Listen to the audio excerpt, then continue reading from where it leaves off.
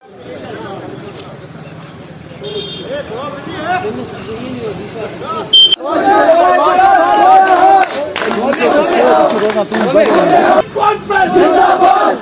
साहब कदम बढ़ाओ, हम तुम्हारे साथ हैं। सजाद साहब कदम बढ़ाओ, हम तुम्हारे साथ हैं। इमरान साहब कदम बढ़ाओ, हम तुम्हारे साथ हैं। आसिफ साहब कदम बढ़ाओ, हम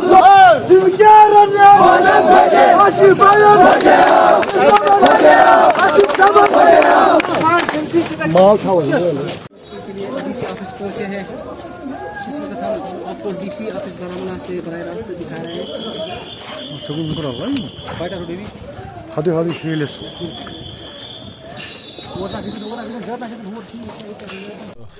इसमें क्या कहना, आज इंशाल्लाह भरेंगे नामजदगी का फॉर्म, तो कोशिश करेंगे आवाम की खिदमत करने का।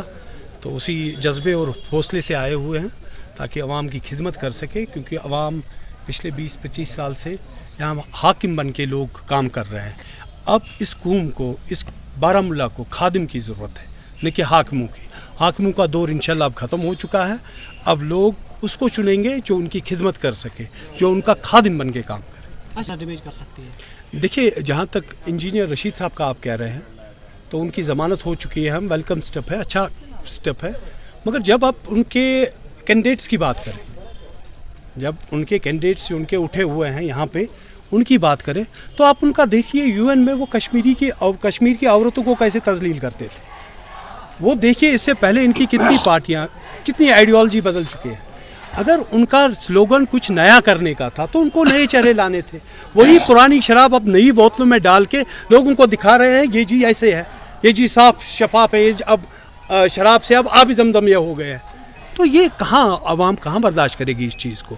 आवाम आज अभी देखिए इम्पोर्टेड कैंडिडेट्स आ रहे हैं जो बारामूला के है ही नहीं कुछ। पीपल्स कॉन्फ्रेंस क्या आज का जो ये असेंबली इलेक्शन है, ये यहाँ लोकल गवर्नेंस का इलेक्शन है।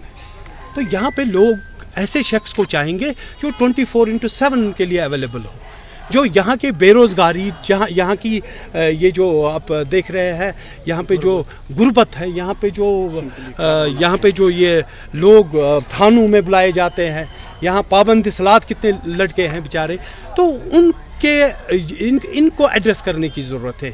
इन चीज़ों को गवर्नमेंट के सामने, या वहाँ जो इक़्तिदार में है या जो आएंगे, हम इंशाल्लाह अगर आए तो हम इस चीज़ को एड्रेस करेंगे, बात करेंगे, इन चीज़ों पे काम करेंगे। 370 और 35 से हर कश्मीरी की अंदर की चाहत है, चाहे वो कोई भी हो, कोई भी पार्टी हो, वो कह रही है कि 370 और 35 से। मगर जहाँ तक पीपल्स कॉन्फ्रेंस का ताल्लुक है, हमारा सिर्फ एक ही मकसद है, हम डिग्निटी एंड डेवलपमेंट हमारा स्लोगन है।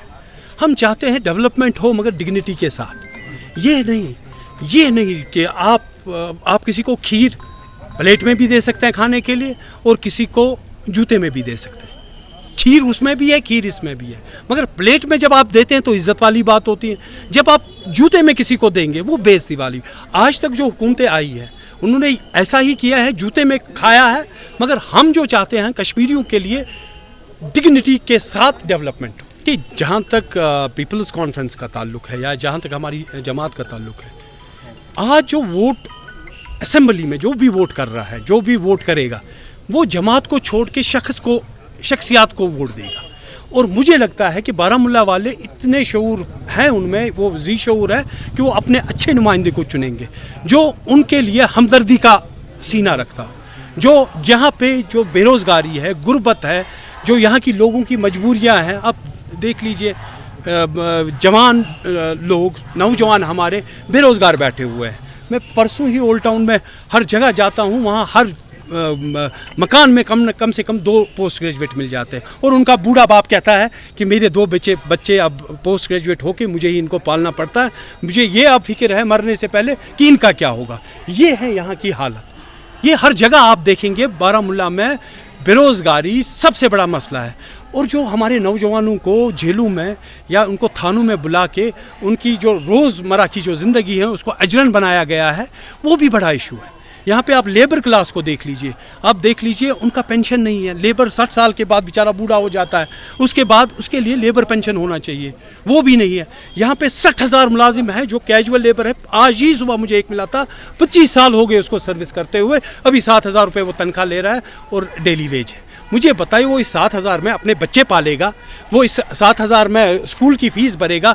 आज ये जितनी महंगाई है, बिजली फ़ीस आप देख लीजिए, कमर तोड़ के रखी है लोगों की, वो क्या करेगा, कैसे अपना ये जो रोज़मर्रा की जो ज़िंदगी है उसको कैसे चलाएगा। तो ये चीज़ें हैं, ये इश्यूज़ है जिसको एड्रेस करने की ज़रूरत है। और इंशाल्लाह अगर अल्लाह ने चाहा हम आए तो हम इन चीज़ों पे बिल्कुल बात करेंगे। ठीक, अगर आप बारामूला की बात करेंगे, बारामूला में पिछले 25 सालों से आप एक देखेंगे कि एक ही ख़ानदान राज कर रहा है और यही ख़ानदान कभी पीडीपी में होता है, कभी अपनी पार्टी में चला जाता है और यही ख़ानदान अब एनसी में भी चला गया। अब मुझे बताइए ये आइडियोलॉजिकल डिफरेंस कितनी होती है कि एक ही ख़ानदान, पहले पीडीपी, उसके बाद अपनी पार्टी, अब एनसी और अब भी पता नहीं कितनी और पार्टियां चेंज करेंगे। तो कश्मीर बारामूला के लोग तंग आ चुके हैं। डिप्टी सीएम भी इसी ख़ानदान का, उसके बाद एमएलए भी उसी ख़ानदान का, 25 साल से मैं बात करूं, अभी डीडीसी चेयरपर्सन इसी ख़ानदान की। तो मुझे बताइए खुदारा, इस ख़ानदान से हटके क्या बारामूला में कुछ नहीं है? बारामूला के लोगों को वो बंदा चाहिए जो उनको 24/7 अवेलेबल, जिसको वो लात से दरवाज़ा तोड़ के अंदर आ सके। इनको खादिम की ज़रूरत है। अब हाकिमों का दौर चला गया। कोई श्रीनगर में रहता है, 20 साल के बाद उसको बारामूला की याद आती है और 15 दिन ओल्ड टाउन और यहाँ घूमेगा और लोगों को बेवकूफ़ बनाएगा। फिर जब वो वापस श्रीनगर जाएगा और कहेगा बाबूजी सोए हुए हैं।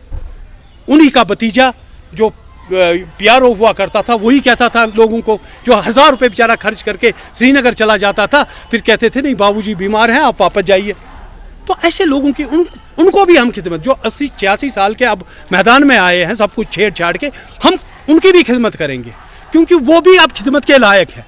वो लोगों की खिदमत नहीं कर सकते, अलबत्ता हमने उनकी भी खिदमत करनी है। अब नौजवानों को मौका दे ताकि वो इनकी भी खिदमत कर सके और अपनी कौम की भी खिदमत कर सके।